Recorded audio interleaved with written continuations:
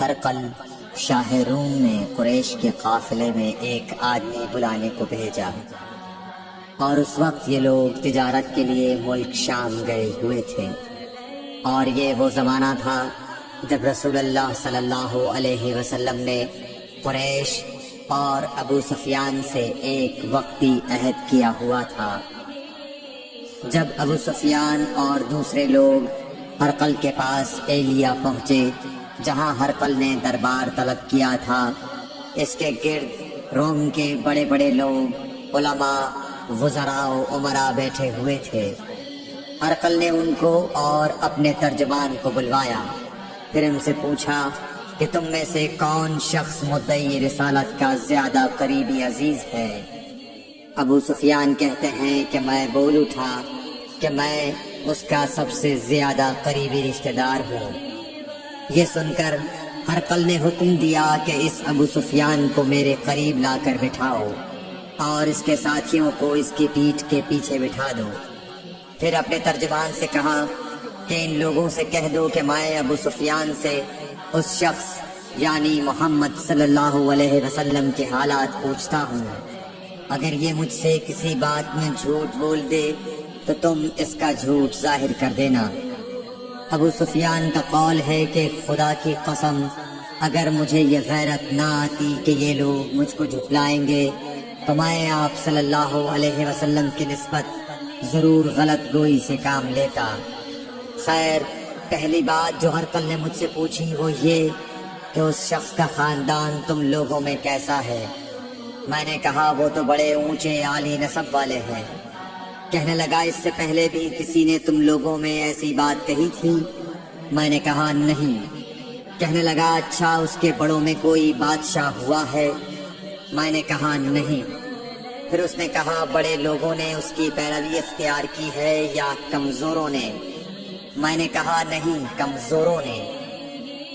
پھر کہنے لگا اس کے تابع دار روز بڑھتے جاتے ہیں یا کوئی ساتھی پھر بھی جاتا ہے؟ میں نے کہا نہیں۔ کہنے لگا کیا اپنے اس دعوی نبوت سے پہلے کبھی کسی بھی موقع پر اس نے جھوٹ بولا ہے؟ میں نے کہا نہیں، اور اب ہماری اس سے صلح کی ایک مقررہ مدت ٹھہری ہوئی ہے، معلوم نہیں وہ اس میں کیا کرنے والا ہے۔ ابو سفیان کہتے ہیں میں اس بات کے سوا اور کوئی جھوٹ اس گفتگو میں شامل نہ کر سکا۔ ہرقل نے کہا کیا تمہاری اس سے کبھی لڑائی بھی ہوئی ہے؟ ہم نے کہا کہ ہاں۔ بولا پھر تمہاری اور اس کی جنگ کا کیا حال ہوتا ہے؟ میں نے کہا لڑائی ڈول کی طرح ہے، کبھی وہ ہم سے میدان جنگ جیت لیتے ہیں اور کبھی ہم ان سے جیت لیتے ہیں۔ ہرقل نے پوچھا وہ تمہیں کس بات کا حکم دیتا ہے؟ میں نے کہا وہ کہتا ہے کہ صرف ایک اللہ ہی کی عبادت کرو، اس کا کسی کو شریک نہ بناؤ، اور اپنے باپ دادا کی شرک کی باتیں چھوڑ دو، اور ہمیں نماز پڑھنے، سچ بولنے، پرہیزگاری اور صلہ رحمی کا حکم دیتا ہے۔ یہ سب سن کر پھر ہرقل نے اپنے ترجمان سے کہا کہ ابو سفیان سے کہہ دے کہ میں نے تم سے اس کا نسب پوچھا تو تم نے کہا کہ وہ ہم سے عالی نسب ہے، اور پیغمبر اپنی قوم میں عالی نسب ہی بھیجے جایا کرتے ہیں۔ میں نے تم سے پوچھا کہ دعوی نبوت کی یہ بات تمہارے اندر اس سے پہلے کسی اور نے بھی کہی تھی؟ تو تم نے جواب دیا کہ نہیں۔ تب میں نے اپنے دل میں کہا کہ اگر یہ بات اس سے پہلے کسی اور نے کہی ہوتی تو میں سمجھتا کہ اس شخص نے بھی اسی بات کی تقلید کی ہے جو پہلے کہی جا چکی ہے۔ میں نے تم سے پوچھا کہ اس کے بڑوں میں کوئی بادشاہ بھی گزرا ہے؟ تو تم نے کہا کہ نہیں۔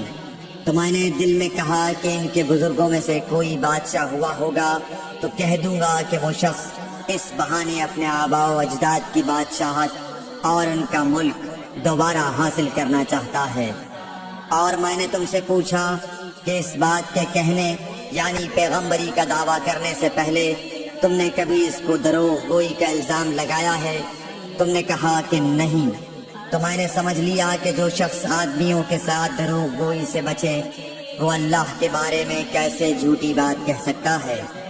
اور میں نے تم سے پوچھا کہ بڑے لوگ اس کے پیرو ہوتے ہیں یا کمزور آدمی؟ تم نے کہا کمزوروں نے اس کی اتباع کی ہے۔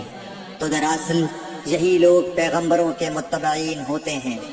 اور میں نے تم سے پوچھا کہ اس کے ساتھی بڑھ رہے ہیں یا کم ہو رہے ہیں؟ تم نے کہا کہ وہ بڑھ رہے ہیں، اور ایمان کی کیفیت یہی ہوتی ہے حتیٰ کہ وہ کامل ہو جاتا ہے۔ اور میں نے تم سے پوچھا کہ آیا کوئی شخص اس کے دین سے ناخوش ہو کر مرتد بھی ہو جاتا ہے؟ تم نے کہا نہیں۔ تو ایمان کی خاصیت بھی یہی ہے، جن کے دلوں میں اس کی مسرت رچ بس جائے وہ اس سے لوٹا نہیں کرتے۔ اور میں نے تم سے پوچھا کہ آیا وہ کبھی عہد شکنی کرتے ہیں؟ تم نے کہا نہیں۔ پیغمبروں کا یہی حال ہوتا ہے، وہ عہد کی خلاف ورزی نہیں کرتے۔ اور میں نے تم سے کہا کہ وہ تم سے کس چیز کے لیے کہتے ہیں؟ تم نے کہا کہ وہ ہمیں حکم دیتے ہیں کہ اللہ کی عبادت کرو، اس کے ساتھ کسی کو شریک نہ ٹھہراؤ، اور تمہیں بتوں کی پرستش سے روکتے ہیں، سچ بولنے اور پرہیزگاری کا حکم دیتے ہیں۔ لہذا اگر یہ باتیں جو تم کہہ رہے ہو سچ ہیں تو ان قریب وہ اس جگہ کا مالک ہو جائے گا کہ جہاں میرے یہ دونوں پاؤں ہیں۔ صلو